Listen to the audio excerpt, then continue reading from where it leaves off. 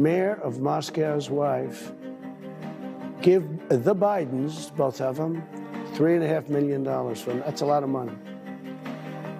She gave him $3.5 million. So now I would think Putin would know the answer to that. I think he should release it. I think we should know that answer.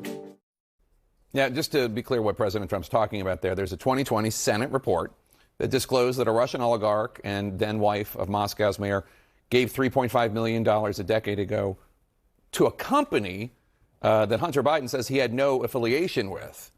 But more broadly, what do you make of this? Here is Trump asking an adversary of the United States, fully engaged in an attack on an ally right now, Ukraine, to give information to damage the president of the United States and his son. This is exactly what he was impeached but not convicted for. Well, I make of it what I think any reasonable person would make of it.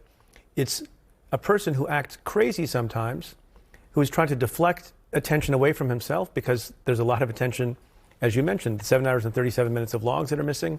The 1-6 committee doing a great job of beginning to prove and make the case that he was involved at a much more significant way than was previously known. You have a judge in the last couple of days who, in a parallel proceeding, made the point that there is evidence that Donald Trump and others conspired to violate criminal law, meaning that certain documents have to be released under the crime fraud exception. This is what he does. The fact that he's doing it now with a country who is at war in Ukraine with an ally and indiscriminately bombing and killing innocent people and children is, I think, something of a new level. I remember a Republican senator saying after the first impeachment, where he did something similar like this, except as president, that he had learned his lesson. Yeah. He learned his lesson, yes. He learned the lesson. He can get away with it. He can do this all the time. Preet Bharara, thank you so much.